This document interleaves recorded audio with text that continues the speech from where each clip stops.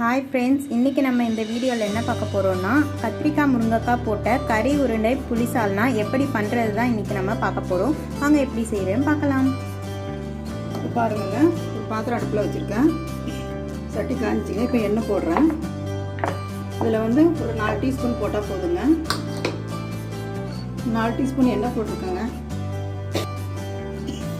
எண்ணெய் சூடானதும் சின்ன டீஸ்பூனுக்கு 1 டீஸ்பூன் வெந்தயம் போடணுங்க. 1/2 டீஸ்பூன் கடுகுங்க. இப்போ இந்த கடுகும் வெந்தயமும் பொரிஞ்சிச்சுங்க. நல்லா ஒரு கைப்பிடி சின்ன வெங்காயம் உரிச்சு வச்சுருக்கேங்க. அதையும் நல்லா க்ளீன் பண்ணி கட் பண்ணி வச்சுருக்கேங்க. இப்போ அதை போடுறேங்க.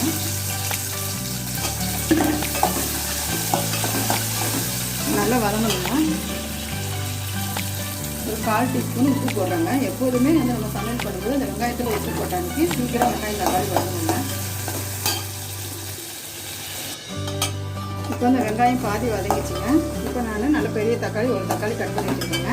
இப்போ இந்த தக்காளியும் வந்து கொஞ்சம் வதக்கணுங்க. ஒரு 1/4 டீஸ்பூன் மிளகாத்தூளுங்க, வீட்டில் அரைச்சது. அதையும் போட்டு நல்லா வதக்கினாலுக்கு சீக்கிரம் அந்த தக்காளி வதங்கிடுங்க. ஒரு 1 நிமிஷம் மூடி வச்சுருங்க. இப்போ பாருங்கள், மிளகாத்தூள் போட்டு இந்த உப்பும் போட்டு இந்த வெங்காயம் தக்காளி இப்போ நல்லா வதங்கிச்சுங்க. இந்த டைமில் வந்து நான் ஒரு முருங்கைக்காய் கட் பண்ணி வச்சுருக்கேங்க. 4 கத்திரிக்காய்ங்க. 4 கத்திரிக்காய், ஒரு முருங்கைக்காய்ங்க. இப்போ அதில் போடுறேன்.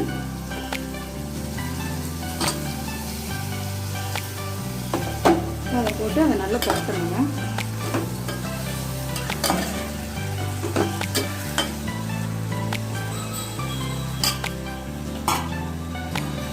இதில் வந்து மிளகாத்தூள் போடுறேங்க. இது வீட்டில் அரைச்சிருக்காங்க.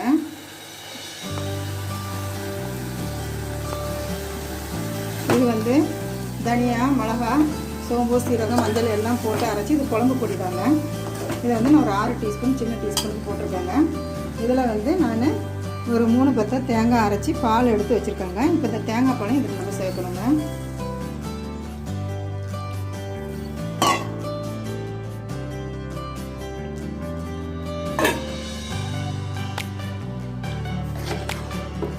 இப்போ இது நல்லா வேகணுங்க. இது வெந்ததுக்கு அப்புறமா தாங்க நம்ம வந்து ஒரு 10 நிமிஷம் கழித்து தான் நம்ம வந்து புளி கரைசல் ஊற்றணுங்க. கொஞ்சமாக ஒரு சின்னதாக லெமன் சைஸுக்கு புளி உருண்டை ஊற போட்டிருக்கோங்க கழுவி. அது நம்ம காய் வெந்ததுக்கு அப்புறமா தாங்க அது ஊற்றணும். இப்போ ஒரு 10 நிமிஷம் மூடி வச்சிடலாங்க. இப்போ பாருங்கள், ஒரு லெமன் சைஸில் நான் புளி கழுவி ஊற போட்டு வச்சுருந்தேங்க. இப்போ இந்த புளி கரைசல் ரெடி ஆயிடுச்சுங்க. இப்போ நம்ம இந்த சால்னால நம்ம போட்டுடலாங்க. பாருங்கள், இப்போ சால்னா நல்லா கத்திரிக்காய் முருங்கைக்காய் நல்லா வெந்துச்சுங்க. அந்த மசாலா வடையெல்லாம் போச்சுங்க. ஒரு 3/4 வெந்ததுக்கு அப்புறமா தாங்க நம்ம புளி கரைசல் ஊற்றணும். இல்லைன்னா அந்த முருங்கைக்கானது விரைச்சிக்கிட்டு இருக்கும், சீக்கிரமாக அது வேகாதுங்க. ஒரு 1/2 டம்ளர் தாங்க தண்ணி வச்சேன். நல்லா 2 வாட்டி வாஷ் பண்ணிவிட்டு போட்டுக்கோங்க. இது போடுங்க. இப்போ நம்ம கொஞ்சம் ஃபாஸ்ட்டாக வைக்கலாங்க. இப்போ இந்த புளி கரைசலை ஊற்றி ஒரு 2 கொதி கொதித்த உடனே ஒரு 2 மினிட்ஸ் நம்ம சிம்மில் போடணுங்க. சிம்மில் போட்டுட்டு இந்த கறி உருண்டையை வந்து நம்ம நல்லா பொரித்து அதை போடணுங்க. அந்த உருண்டை எப்படின்னு கேட்டிங்கன்னாங்க, 1/4 கிலோ மட்டன் வாங்கி அதை சின்ன சின்னதாக பொடியாக கட் பண்ணி மஞ்சள்தூள், மிளகாத்தூள், இஞ்சி பூண்டு பேஸ்ட்டு போட்டு ஒரு 1/4 டம்ளர் தண்ணி ஊற்றி நான் குக்கரில் ஒரு 5 விசில் வேக போட்டு எடுத்து வச்சுக்கிட்டேங்க. இது கூட வந்து கொஞ்சம் உடச்ச கடலை மாவு, ஒரு 2 பத்தை தேங்காய்ங்க பொடியாக கட் பண்ணி அதையும் போட்டு தனித்தனியாக அரைக்கணுங்க. உடச்ச கடலை மாவு தனியாக அரைக்கணும், தேங்காய் வந்து தனியாக அரைக்கணுங்க. அரைச்சி எடுத்துக்கிட்டு நம்ம என்ன பண்ணணும்னா அதை ஒரு பாத்திரத்தில் கொட்டி வச்சு இந்த கறியும் திருப்பி நம்ம வந்து அதை ஆற விட்டு அதையும் நம்ம தனியாக எடுத்து வச்சுக்கணுங்க அரைச்சி. அதுக்கப்புறமா எல்லாத்தையும் ஒன்றா மிக்ஸ் பண்ணி கொஞ்சோண்டு தேவையான அளவுக்கு நம்ம ஏற்கனவே முதல்ல மட்டனில் வந்து மிளகாத்தூள் போட்டிருக்கோம். அந்த மாவெல்லாம் போடுறதுனால பத்தாதுக்கு வந்து கொஞ்சம் மிளகாத்தூள் கொஞ்சம் போட்டுக்கணும், கொஞ்சம் மஞ்சத்தூளும் கொஞ்சோண்டு உப்பும் போட்டுக்கிட்டு ஒரு 3 டீஸ்பூனு பச்சரிசி மாவுங்க, வறுத்த மாவுங்க. அந்த வறுத்த மாவையும் போட்டு நம்ம நல்லா பிசைஞ்சு வச்சுருக்கேன். இப்போ சப்பாத்தி மாதிரிங்க. இதை நாளைக்கு கொஞ்சம் வடையும் போட்டுக்கோங்க. மீதி எடுத்து எங்கள் பசங்க வந்து இது கறி உருண்டை செய்யுங்கம்மா, சால்னாவில் போடுங்க, கத்திரிக்காய் முருங்கைக்காய்லாம் சொன்னனால இப்போ நான் அதில் எடுத்து வச்சுருக்கேங்க. இப்போங்க இந்த சால்னா வந்து கொதிக்குதுங்க. இப்போ நம்ம சிம்பிளில் போட்டுடலாங்க. பார்த்தீங்களா, எல்லாம் கரெக்டாக இருக்குங்க. நல்லா வாசனை வருதுங்க. இந்த டைமில் தான் நம்ம கருவேப்பிலை கொத்தமல்லி கிள்ளி போடணுங்க. இப்போங்க கொஞ்சோண்டு கொத்தமல்லிங்க அதை பொடியாக கட் பண்ணி நம்ம இந்த சால்னால மேலே போடணுங்க. நம்ம சால்னா கொதிக்கும் போதெல்லாம் போடக்கூடாதுங்க, அது இறக்கி வைக்கிறப்ப தாங்க போடணும். இப்போ பாருங்கள் கொஞ்சோண்டு கருவேப்பிலைங்க. இந்த ரசத்துக்கு கொதிச்சதுக்கப்புறம் போடுவாங்கள்ல அதை மாதிரி தாங்க நம்ம வந்து சிம்மில் போட்டு சால்னா இறக்குறப்போ கொஞ்சம் கருவேப்பிலை கொத்தமல்லி போட்டு இறக்கிடணுங்க. இப்போ நம்ம இதை மூடி வச்சிடலாங்க. இப்போ இந்த வடையை வந்து எண்ணெய் காய வச்சு நல்லா உருண்டை மாதிரி சுட்டு வடைக்கு வந்து நம்ம தட்டுவோம். இது வந்து ஒரு கோழி சைஸில் உருண்டை மாதிரி சுட்டு நல்லா பொரித்து அந்த சால்னால போடணுங்க. இப்போ நம்ம வடை வந்து செய்கிறது எப்படின்னு பார்க்கலாம். இப்போ இந்த வடை சுடுறதுக்கு நான் இப்போ கடாயை அடுப்பில் வச்சுருக்கேங்க. இது எண்ணெய் காயட்டுங்க. இப்போ இந்த உருண்டையை நான் கொஞ்சம் சின்னதாக எடுத்துங்க உருட்டியிருக்கேங்க. இது யாருக்கு என்ன சைஸ் வேணுமோ அந்த தேவை கூட உருட்டிக்கலாங்க, நம்ம விருப்பம் தான். இப்போ இந்த எண்ணெய் காஞ்சிச்சிங்க. இப்போ இந்த உருண்டையை போடலாங்க.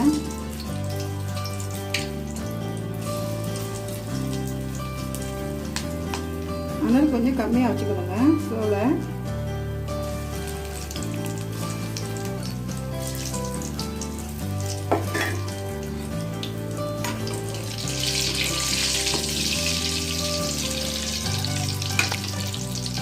இப்போ இந்த உருண்டை பொரிஞ்சிட்டு இருக்குங்க. இப்போ இதை மெதுவாக அப்படியே திருப்பி விடணுங்க.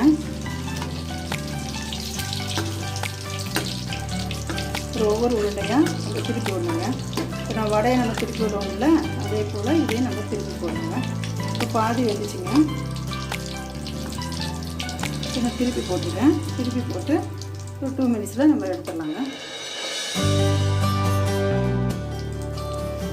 இப்போங்க இந்த வடையை வந்து உருண்டையை நம்ம திருப்பி விட்டாச்சுங்க, கறி உருண்டையை. இப்போ நம்ம எடுக்கலாங்க. இந்த டைமில் நம்ம ஸ்டவ்வை ஆஃப் பண்ணிக்கலாங்க. நம்ம போட்டு ஒரு 2 மினிட்ஸில் நம்ம வந்து திருப்பி போட்டோம்.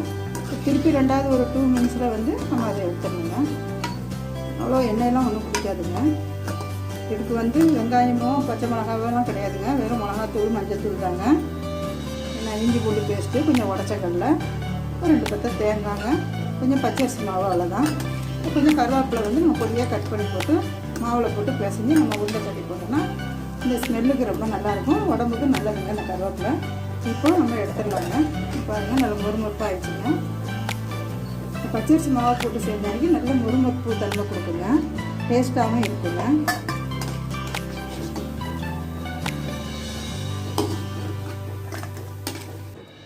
பாருங்கள் இந்த கறி உருண்டை ரெடி ஆச்சுங்க. இந்த உருண்டை வந்து நம்ம சும்மாவும் பசங்களுக்கு செஞ்சு கொடுத்து நம்மளும் சாப்பிட்லாம். ஆனால் இது சால்னால போட்டால் ரொம்ப நல்லா இருக்குங்க. கறி உருண்டை சால்னான்னு சொல்லி தான், அதான் கத்திரிக்காய் முருங்கைக்காய் போட்டு கொஞ்சம் லைட்டாக புளி ஊற்றி சால்னா பண்ணி இந்த கறி உருண்டை போட்டுடுங்க. இதுக்கு பேர் தாங்க கறி உருண்டை புளி சால்னான்னு சொல்கிறதுங்க. இப்போ நம்ம இந்த சால்னால போடலாங்க.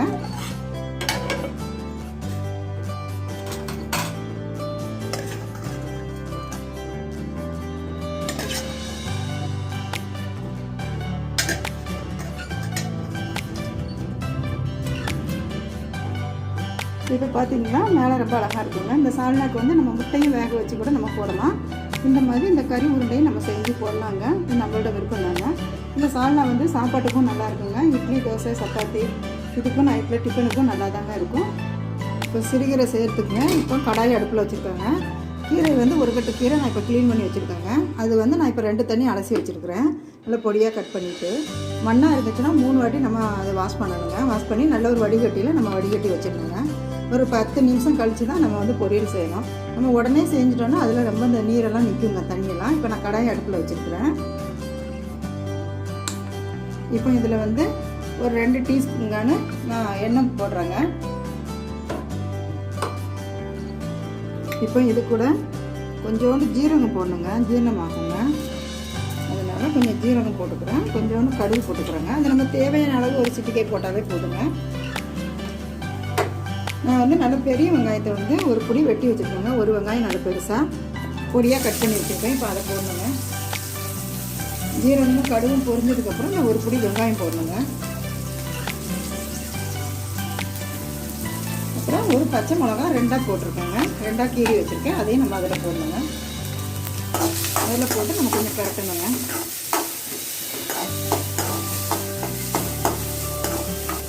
இதுக்கு பச்சை மிளகாயும் போடலாம், காஞ்ச மிளகாயும் போடலாங்க, எது வேணாலும் போடலாங்க. ஆனால் ஒன்று தான் போடணுங்க. ரொம்ப போட்டானிக்கு காரம் அதிகமாக இருக்குங்க. இப்போ வெங்காயம் பாதி வதங்கிச்சுங்க. இப்போ இது கூட ஒரு 1/4 டீஸ்பூனு நான் சால்ட்டு போடுறேங்க. ஏன்னா கீரையில் போட்டோன்னா அது ஒரு பக்கம் நிற்குங்க, ஒரு பக்கம் படாது. அதனால் முதவே கொஞ்சம் போட்டுட்டேன்னா நம்ம அப்புறம் லாஸ்ட் டைமில் பத்தலைன்னா போட்டுக்கலாங்க. வெங்காயம் நல்லா பொரிஞ்சிச்சுங்க. இப்போ இந்த கீரை போடலாங்க.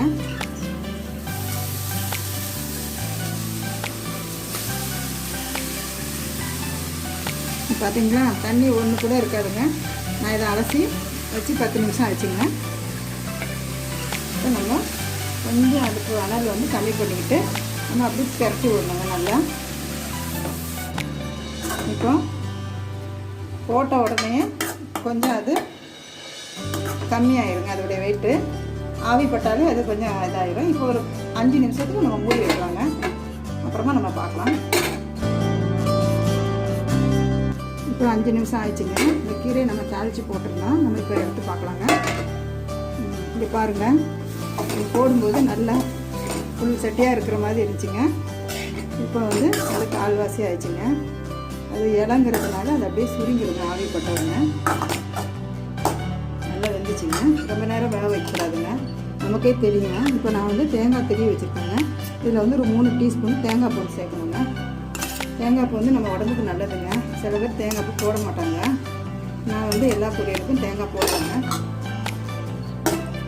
தேங்காய் பூ வந்து நமக்கு கர்ப்பப்பைக்கு ரொம்ப நல்லது. அதனால் நாங்கள் தேங்காய் தான் எப்போவுமே செய்வோங்க. ரொம்ப தேங்காய் போட்டு ஒரு 2 மினிட்ஸ் வச்சுட்டு நம்ம ஆஃப் பண்ணிடணுங்க. ரொம்ப நேரம் போடக்கூடாதுங்க, கடுத்து போயிடும் கீரை. இந்த பரட்டிட்டு எடுத்துடுங்க. இதுக்கு நான் போட்ட 1/4 டீஸ்பூன் உப்பு கூட கரெக்டாக தாங்க இருக்கும். ஆனால் இது உப்பு ரொம்ப சேர்க்கக்கூடாதுங்க. எப்போவுமே நமக்கு வந்து உப்பு, எண்ணெய், புளி, காரமாக கம்மி பண்ணுறது ரொம்ப நல்லதுங்க நம்ம உடம்புக்கு. அது கீரையில் வந்து உப்பு நம்ம கொஞ்சம் லேசாக அதிகமாக இருந்தால் கூட அதிகமாக காட்டுங்க. அதனால் நம்ம தேங்காய் வேறு போடுறதுனால நல்லா இனிச்சிக்கிட்டு நல்லாயிருக்குங்க. இதே மெத்தடு தாங்க எல்லா பொரியலுக்குமே இதே தாங்க நான் செய்கிறது. ஜீரகம் போடுவேன், பச்சை மிளகா அல்லது காஞ்ச மிளகா, கொஞ்சோண்டு கடுகு, எண்ணெய்ங்க, அப்புறம் நல்லா ஒரு கைப்பிடி வெங்காயங்க. வெங்காயத்தை போட்டு நல்லா வதக்கிட்டு ஒரு 1/4 டீஸ்பூன் உப்பு போட்டுட்டு அதுக்கப்புறம் நம்ம கட் பண்ணி வச்சுருக்க கீரை எடுத்து நம்ம அதில் போட்டோம்ங்க. போட்டுட்டு ஒரு 5 நிமிஷம் சிம்மில் வச்சு நம்ம ஆஃப் பண்ணி கம்மி பண்ணி வச்சிடணுங்க. அதுக்கப்புறமா நம்ம ஓப்பன் பண்ணி பார்த்துட்டு நம்ம தேங்காய் போட்டுட்டு அப்படியே ஆஃப் பண்ணிட வேண்டியதாங்க. இவ்வளோ தாங்க இந்த வேலையை. இப்போ நம்ம ஸ்டவ் ஆஃப் பண்ணிடலாங்க. இதுக்கு வந்து உப்பு பத்துமா பத்தலையாங்கிறதுலாம் நம்ம வாயில் போட்டு பார்க்க வேண்டிய அவசியமே இல்லைங்க, கரெக்டாக இருக்குங்க. இப்போ நம்ம வேறு ஒரு பாத்திரத்தில் மாற்றிக்கலாங்க. இப்போ பாருங்கங்க, இந்த சிறுகீரை பொரியலை வேறு ஒரு பாத்திரத்தில் மாற்றி வச்சுருக்கோம் பாருங்கள். இது உங்களுக்கு சாப்பிட்றதுக்கு எப்படி இருக்குன்னு நீங்களே பார்த்து சொல்லுங்கள். இது யாரும் சாப்பிடுவாங்களா சாப்பிடாமல் இருப்பாங்களா, அந்த அளவுக்கு பார்க்கும்போதே ஒரு ஆர்வமாக இருக்குதுங்க. நமக்கு வந்து சிறுகீரை உடம்புக்கு ரொம்ப நல்லதுங்க. எல்லா கீரையுமே பொதுவாக நல்லது தாங்க. நாங்கள் எங்கள் வீட்டில் ஒவ்வொரு நாளைக்கும் ஒவ்வொரு கீரைங்க நாங்கள் வாங்கி பொரியல் பண்ணுறது. அப்புறம் அந்த அரைக்கீரை வந்து கடைஞ்சிறது, பருப்பு கீரை கடைவோம், மணத்தக்காளி கடைவோம். பொரியலுக்கு இந்த மாதிரி சிறுகீரை, பொன்னாங்கண்ணி கீரை இதெல்லாம் பொரியல் தான் பண்ணுறதுங்க. நீங்கள் வந்து ஆனால் இது கொஞ்சம் வேலை இழுக்க தாங்க செய்யும். ஆனால் நம்ம உடம்புக்கு நல்லதுங்க. நம்ம கிடைக்கிறப்பமே நல்லபடியாக சாப்பிட்டுக்கணுங்க. இந்த பொரியலில் ஒரு நன்மை எப்படின்னா நம்ம உடம்புக்கு அவ்வளோ நல்லது, நம்ம ஹெல்த்துக்கும் ரொம்ப நல்லதுங்க. நான் கீரை சாப்பிட்றது கர்ப்பிணியும் சரி, குழந்தைக்கும் சரி, நம்ம பெரியவங்களும் சரிங்க. கீரை வேணாடி யாருமே சொல்கிறதே கிடையாதுங்க. முருங்கைக்கீரை மாதிரி இதுவும் ஒரு கீரை தான், ரொம்ப சத்துங்க. நான் டெய்லி வாங்கி நீங்கள் செஞ்சு பாருங்கள். ஆனால் தேங்காய் போட்டு செஞ்சுங்க, இதனால் எந்த இதுவும் கிடையாது. உங்கள் டேஸ்ட் நல்லா அதிகமாக இருக்குங்க. நான் உங்களுக்கு அடுத்த வாட்டி பருப்பு கீரை கடையிறது எப்படின்னு சொல்லிட்டு அடுத்த வீடியோவில் நான் சொல்கிறேங்க. உங்களுக்கு இது பிடிச்சிருக்குன்னு நினைக்கிறேங்க. இதுக்கு தாங்க வந்து அந்த கீரை பொரியலும் பண்ணுறது ரொம்ப இதாக இருக்கும். இதுக்கு தான் நாங்கள் எங்கள் வீட்டில் நாங்கள் கீரையும் பொரியல் பண்ணியிருக்கோம். இதுக்கு மேட்சிங்காக இருக்குதுன்னு சொல்லிட்டு நீங்களும் இதை மாதிரி செஞ்சு சாப்பிட்டு பாருங்கள், உங்களுக்கு ரொம்ப பிடிக்குங்க. நீங்கள் எப்போவுமே காரக்குழம்பு, புளிக்குழம்பு அது மாதிரி தானே வைப்பீங்க. ஒரு தடவை இந்த மாதிரி கறி, வடை, உருண்டை குழம்பு மாதிரி வச்சு பாருங்கள், சூப்பராக இருக்கும். இதுக்கு சைட் டிஷ்ஷாக கீரை ஏதாச்சும் செஞ்சு பாருங்கள். நீங்கள் வெஜ் சால்னா வச்சாலும் இல்லை நான்வெஜ் சால்னா வச்சாலும் ஒரு கீரை டெய்லி ஆட் பண்ணிக்கிறது நம்ம உடம்புக்கு ரொம்பவே நல்லது. இந்த வீடியோ உங்களுக்கு பிடிச்சிருந்தா லைக் பண்ணுங்கள், ஷேர் பண்ணுங்கள், கமெண்ட் பண்ணுங்கள், மறக்காமல் சப்ஸ்கிரைப் பண்ணுங்கள். Bye bye from உருண்டாய்.